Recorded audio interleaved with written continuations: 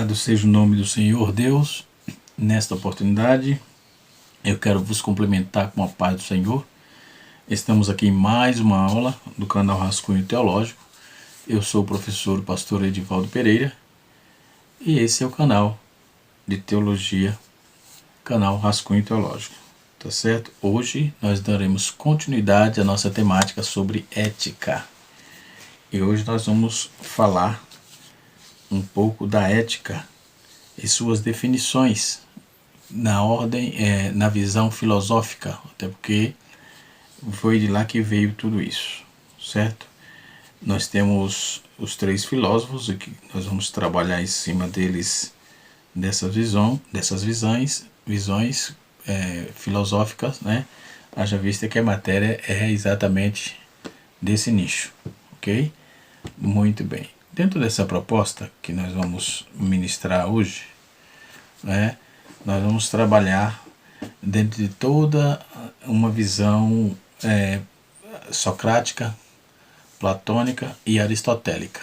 Ou seja, os três antigos pensadores, foi eles que sistematizaram a filosofia, né? E nos campos da filosofia, nós vamos observar que todo o campo de pensamento e suas perspectivas dentro da filosofia, ela está intrínseca dentro da visão da biologia, da educação, da religião, da sociologia, da medicina, da história e da ciência. São 6 campos importantíssimos onde este nicho, essa visão, esse fator preponderante ética está inserido, não é? Isso quer dizer que ética está deve estar em todas as coisas. Ética deve estar em todas as coisas, né?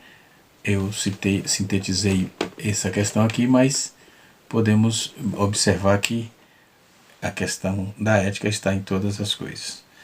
Nós temos, para entender melhor esse sentido da ética, vejamos aí uma forma sintética de como constitui outros aspectos, né, aos quais ela está agregada ao contexto filosófico e dentre as suas muitas acepções, né, filosofia, saber a respeito das coisas e a direção de orientar para o mundo e para a vida. Finalmente, nós vamos consistir em fatores especulativos, nas especulações acerca de forma ideal da vida, né? E dentro da história e das ideias, tudo isso sobre a ética humana. Então nós vamos aferir alguns pensamentos humanos para tratarmos aqui dentro dos ditames da Bíblia, da Palavra de Deus, né?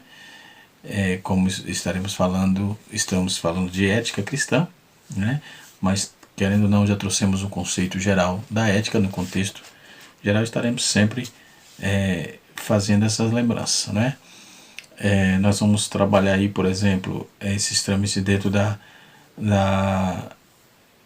peremptórias, finais, tá? Como homem, se ele é quem for, ou criatura, seja quem for, criatura, Deus, Criador, enfim.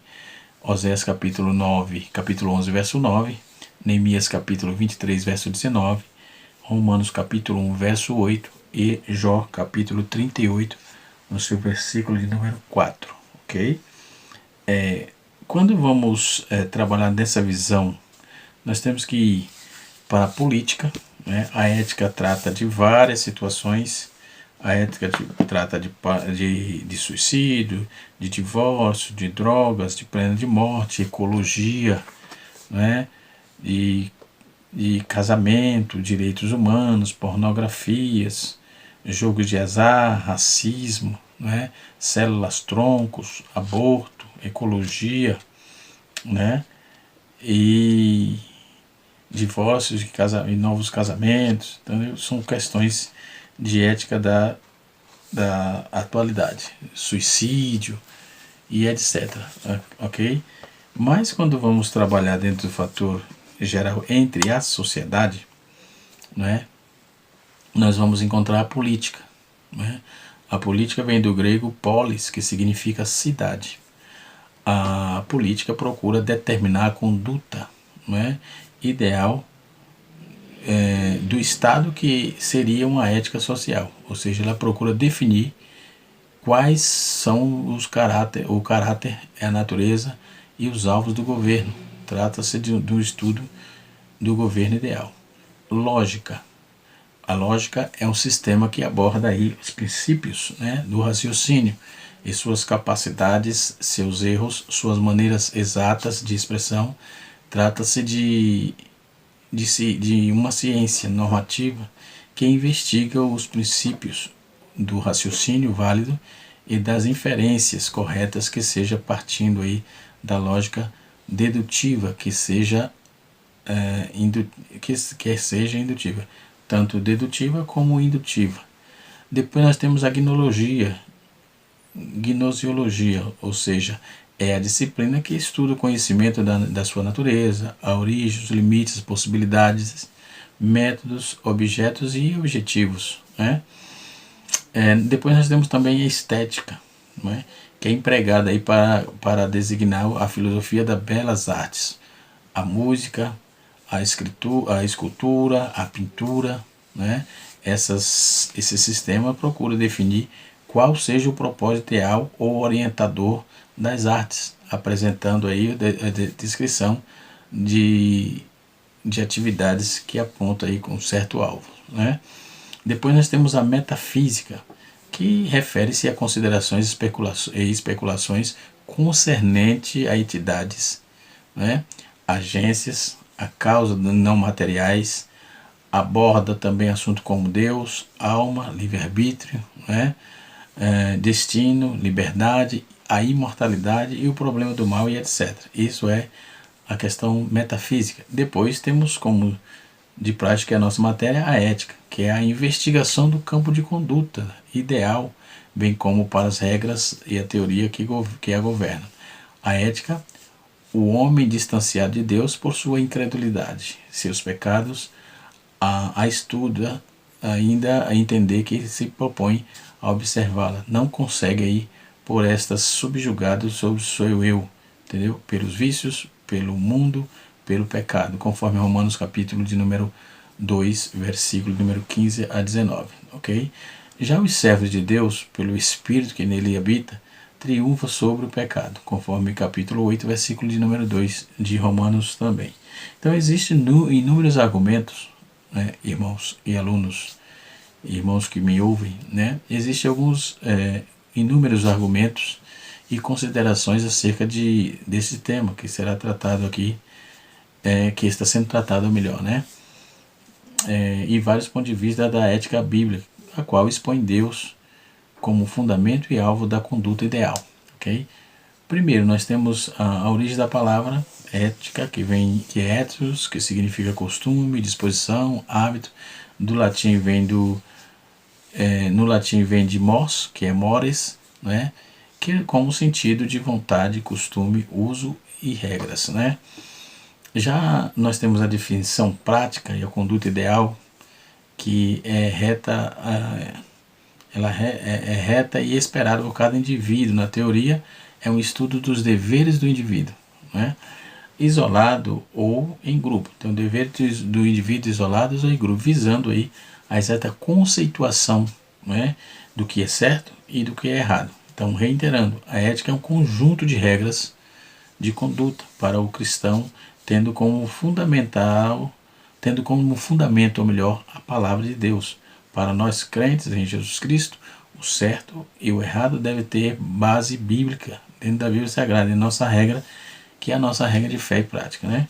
Então, o termo ethos aparece várias vezes no Novo Testamento, significando conduta, comportamento, porte, postura, dentro das ordens habituais, né? Como se seja hábito, né, nosso.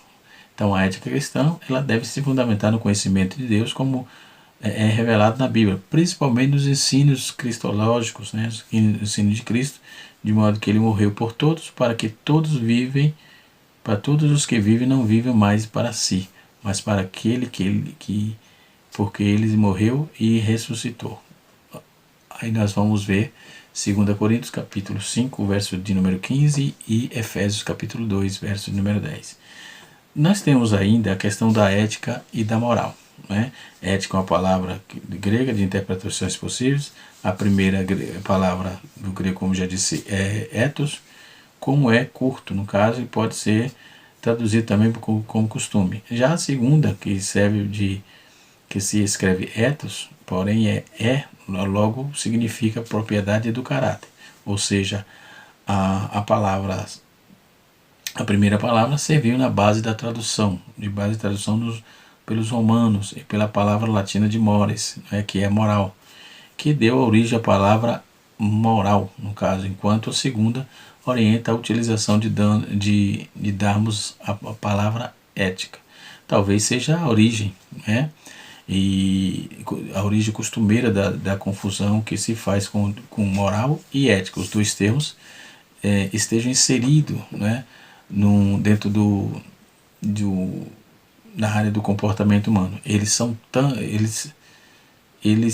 tão termos equivalentes como um erro utilizado como se fosse um sinônimo. Moral é normativa a partir do conjunto de regras e valores, proibições e tabus que provém de fora do ser humano, ou seja, são cultivados ou impostos pela política, costumes sociais, religião e ideologia. Como as comunidades, os grupos sociais são distintos entre si, tanto no espaço, na região geográfica, quanto também no tempo, que é a época, né? Nesse caso aqui, o tempo é a época. Os valores também podem ser distintos, dando origem a códigos morais diferentes. Assim, a moral é mutável e está diretamente relacionada com as práticas culturais. Por exemplo, o homem deve ter mais de uma esposa, é moral em algumas sociedades, mas em outras não, não é? Então, por isso que são práticas relacionadas à cultural. Para nós, no Brasil, um homem não pode ter duas mulheres, não é? Não é ético, não é normal, não é moral, é uma questão de moral, né? Para Coulter, um comentarista, a ética é um estudo reflexivo, né, de diversas morais, ou seja, no sentido explícito, o seu pressuposto, ou seja, as concepções do ser humano, a existência humana, né, dentro da sociedade, que sustentam aí uma determinada moral. A ética, então, pode ser aí o regimento da lei, né, tanto do que seja ato moral, que controla a qualidade da moral. Daí os códigos de ética, que servem aí para as diferentes microsociedades dentro do sistema maior, certo? Então, a ética define-se como conhecimento, a teoria, a ciência do comportamento moral.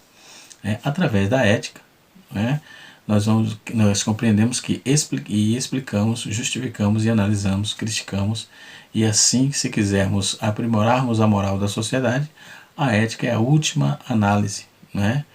A ética, em última análise, é definidora dos valores, juízos que norteia a moral. Compete à ética, por exemplo, um estudo da origem moral, da distinção entre o comportamento moral e outras formas de agir, da liberdade e da responsabilidade, e de questões como a prática do aborto, eutanásia, pena de morte, conforme Cord, por exemplo, em material escrito em 2003, a ética não diz o que deve ser ou o que não deve ser feito em cada caso concreto. Isto é, competência da moral. Isso é competência da moral.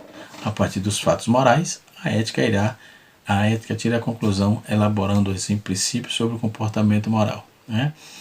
Então, como podemos afirmar, o conceito ético é mais amplo e mais rico do que a moral. Ética implica em reflexão teórica sobre a moral e revisões racionais e críticas sobre a validade da conduta humana, sendo que o estudo geral, né, do que é bom ou mal, do que é correto ou incorreto, do que é injusto e do que é justo, né, adequado ou inadequado, independente das práticas culturais, né? Então, o indivíduo, dentro do seu aspecto geral, dentro dos aspectos morais, como é que lida com isso? A moral é tanto um conjunto de normas que determina como dever e comportamento sobre as ações realizadas de acordo com não como tais normas, né? Segundo o autor, o Coudray, por exemplo, na sua obra, desde a infância a pessoa está sujeita à influência do meio social, por intermédio da família, da escola, dos amigos e dos meios de comunicação de massa, principalmente a televisão. Assim ela vai se adquirindo um pouco de princípios morais, portanto, ao nascer, o sujeito se depara com um conjunto de normas já estabelecidas e aceitas pelo social, por meio social. Então, este é o aspecto social da moral, né? Então, mas a moral não se reduz no aspecto social. À medida que o indivíduo se desenvolve, a reflexão crítica dos valores herdados passa a ser colocado em questão, né?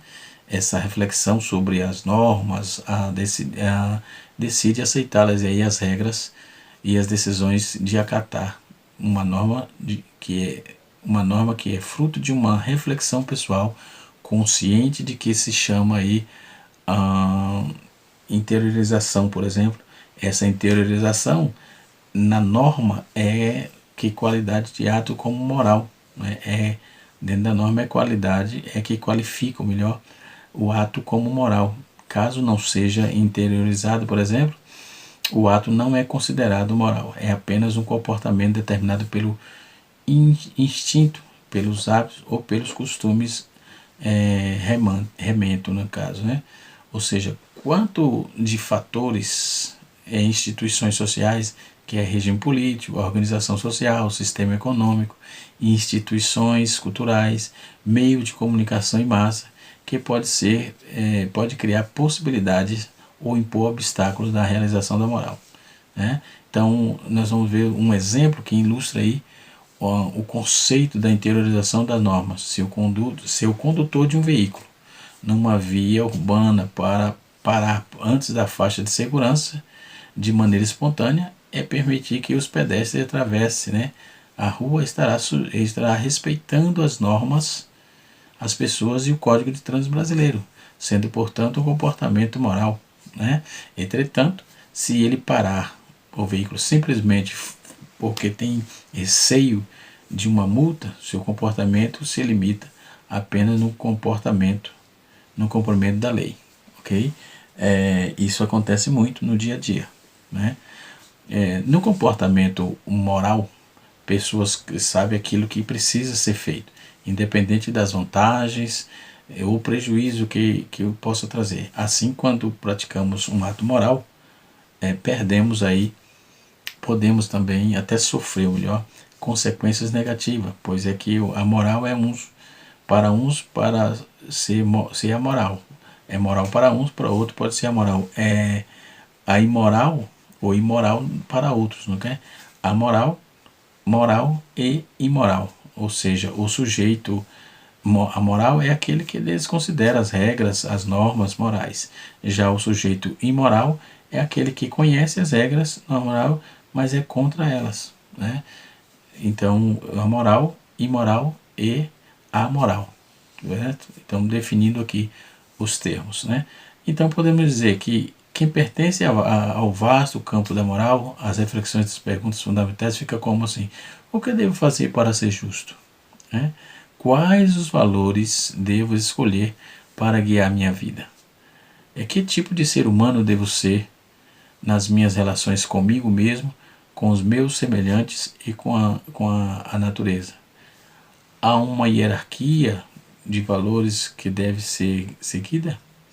Que tipo de atitude devo praticar como pessoas e cidadãs?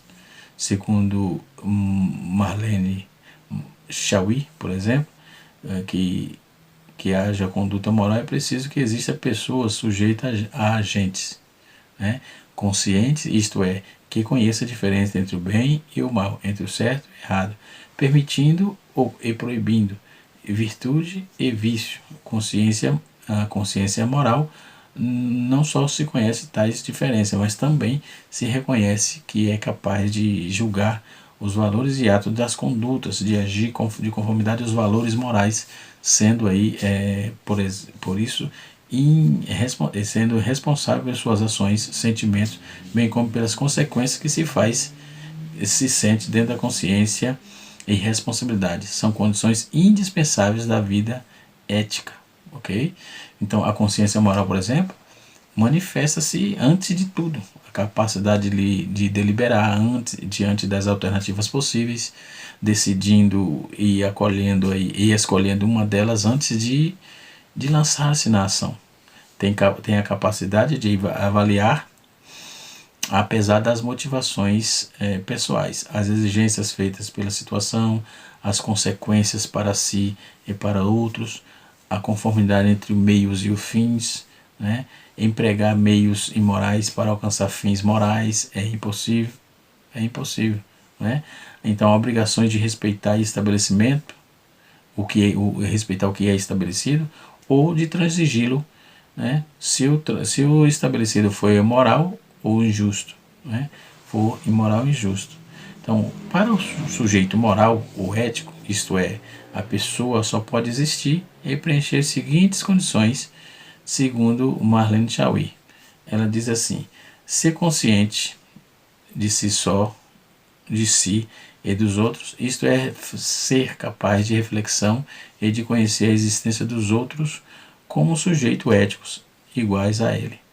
Ser dotado de vontade, isto é, capacidade para controlar e orientar os desejos e impulsos de tendências, sentimentos, ou seja, para que esteja de conformidade com a consciência, e de capacidade para deliberar e decidir entre as diversas alternativas possíveis, né?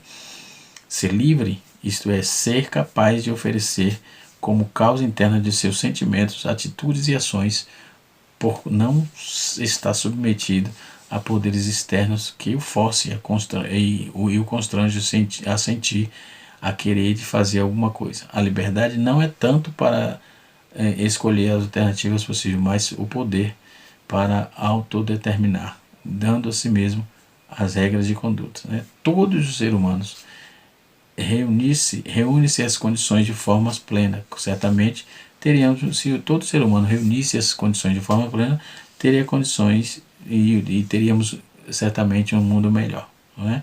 De moral e direito, não é? As normas morais e as normas jurídicas são estabelecidas pelo membro da sociedade e ambas se destinam aí a regulamentar as relações humanas. Há vários aspectos comuns e estas duas esferas pois são ambas, no caso, apresentam-se como imperativos, ou seja, normas que devem ser seguidas por todos, buscam propor por meio de normas uma melhor convivência entre os indivíduos, orienta-se pelos valores próprios em uma determinada sociedade. Tem o caráter histórico, isto é, mudam de acordo com as transformações histórico-social. No entanto, o ato descreve as diferenças fundamentais entre a moral e o direito, né? As normas são cumpridas a partir da convicção íntima de cada indivíduo, enquanto que as normas jurídicas devem ser cumpridas havendo ou não adesão do indivíduo, né? Se ele aderir ou não, ele vai ter que cumprir, sob a pena de punição do Estado em caso de desobediência. A punição no campo do direito ela está prevista na legislação, ao passo que o campo da moral pode variar bastante, pois depende aí fundamentalmente da consciência moral do sujeito que infringe as normas, ok? E assim sucessivamente. Então, dentro do contexto da ética, nós temos também a ética profissional, né? As relações sobre as realizações do exercício da profissão, ou seja, sobre a ética profissional, deve se iniciar bem antes da prática profissional, né? Segundo Clock e Gundin, no caso, a fase da escolha profissional, ainda durante a adolescência, muitas vezes já se deve ser permeada esta reflexão. A escolha deve ser uma profissão, né? A escolha por uma profissão melhor é optativa, mas escolhê-la é um conjunto de deveres profissionais que possa ser aí obrigatória. Geralmente, quando você é jovem, escolhe uma carreira sem conhecer o conjunto de deveres que está prestes a assumir, tornando-se parte daquela categoria que escolheu. Toda a fase da formação da profissão, isto é, o aprendizado das habilidades, das competências, refere-se aí à prática específica numa norma, numa determinada área. Deve sim incluir aí as reflexões, a reflexão antes do início de qualquer indivíduo que irá realizar. Ao completar a formação de nível superior, a pessoa faz um juramento, que significa a sua adesão e comprometimento com a categoria profissional aonde formalmente ingressa, isto é, caracteriza o aspecto moral da chamada ética profissional, não é? Isto é, a adesão voluntária de um conjunto de regras estabelecido como sendo o mais adequado para o seu exercício. Não é? Dentro desses fatores ainda nós temos tomando decisões éticas. Como fazemos isso? Não é? Todos nós tomamos diariamente dezenas de decisões. Fazemos escolhas, optamos e resolvemos, determinamos aquilo que tem a ver com a nossa vida individual, a vida da empresa, por exemplo, de nossos semelhantes. Ninguém faz isso de forma dentro de um vácuo. Não, pelo contrário. Antigamente pensava-se que era possível pronunciar sobre determinado assunto, não é? Antigamente se pensava isso, sobre determinado de forma inteiramente objetiva, né? Isto é, isenta de quaisquer situação, de qualquer coisa dentro do fator ético que é determinado dentro do seu campo de visão e o seu campo de escolha da qual você optou, né? Então, dentro dessa visão bíblico, ética e lógica, no caso, nós estamos aí observando que todo o contexto do fator ético são os princípios básicos que norteiam aí a nossa vida, a nossa base contextual, ok? Dentro dessa questão nós temos também as relações dogmáticas da ética cristã, a necessidade de uma visão cristã, as permissões teológicas da ética cristã, as características da ética cristã e assim sucessivamente. Então, nós podemos observar que dentro desse campo que é grande, é esplendoroso, é gigantesco, nós temos alguns campos a ser tratado aqui, que a priori nós vamos trabalhar a questão dos fatores éticos que nós vamos abordar, ok? Dentro desse campo de visão, nós vamos ver que os princípios básicos disso, da ética, não se limita apenas nos seus atos externos observáveis, mas inclui aí a motivação, a intenção interna, não é? John Murray ele observa o seguinte, ele diz assim, que a ética é requerida pela Bíblia, a ética cristã é requerida pela Bíblia, e diz respeito ao coração do homem, porque dele procede a saída da vida, ou seja, como ninguém imagina a sua alma, se assim é, não é? Então os mandamentos de Deus são frequentemente vazados em termos de ação extrema requerida ou proibida.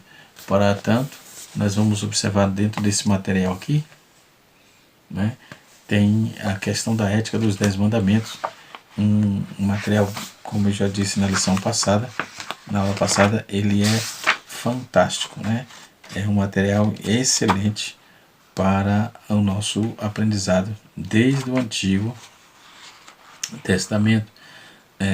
Aí, por exemplo, eu trabalho a questão da importância da ética, do diálogo para a ética cristã, né? A valorização dos 10 mandamentos para a ética cristã dentro do campo bíblico, né? Quando Deus fala assim, agora pois, ó Israel, né? Ele trabalha, ouve os estatutos do juízo e o juízo que eu vos ensino, para cumprirdes, para que vivas e entreis e possuas a terra que o Senhor Deus de vossos pais vos dá. Então Deus já havia determinado, então nada acrescenteis à palavra que vos mando, nem diminuireis dela. Então já havia propostas estabelecidas, né? Antes desses fatores platônicos, conforme já disse aqui, e dentro dessas determinações e conceituais dentro dessa visão. O campo de ética dos 10 mandamentos, ele abrange sobre Deuteronômio capítulo 4, verso 1, Salmos 147, 19 e 20, não é? Deuteronômio 4, verso 6, os 10 mandamentos são recomendados para todos os homens como expressão clara da verdade, né? E assim sucessivamente. Então é muito importante trabalhar dentro do fator ético, dentro do fator que Deus estabeleceu para cada cidadão, para cada homem, cada pessoa, cada mulher, enfim.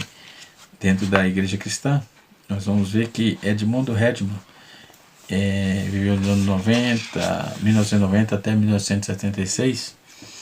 Ele foi um cristão que não conseguiu desvincular a igreja da ética. Ou seja, 4 presidentes do Alto Colégio, por exemplo, o Elton Colégio, um dos mais conceituados das faculdades americanas, declarou: a fé evangélica sem ética é uma distorção do evangelho. Somos obrigados a concordar com ele. Edman trazia isso. A igreja recebeu Jesus Cristo e sua missão de atuar como ele, né? De fazer a missão de atuar como sal da terra, como luz do mundo. Por esse motivo, deve-se firmar-se como coluna e firmeza da verdade. Hoje, nos dias atuais, dentro do campo geral de conhecimento, se fala em aborto, né? Isso a Bíblia rechaça totalmente, porque vamos partir do pressuposto que todos têm o direito de nascer, certo? Todos têm o direito de nascer. Em 1942, um grupo de líderes nazistas reuniu-se em Berlim. Quem narra isso é o pastor Claudionor de Andrade, no seu livro, na sua obra As Fronteiras da Ética Cristã. Ele diz que, ele conta aqui no livro, no material, ele diz que em Berlim se reuniu para destruir o final das problemáticas judaicas, ok? Aqueles homens graves e distintos, né? Debateram exaustivamente, academicamente, o genocídio do povo judeu, manipulando censos e também gráficos, se esforçavam-se para encontrar métodos ineficazes. Obcecado por resultados singulares, né? Dr. Joseph Bowley, ele pressionou o temido chefe da SS, o Heinrich, a executar o genocídio, além da mera eficiência.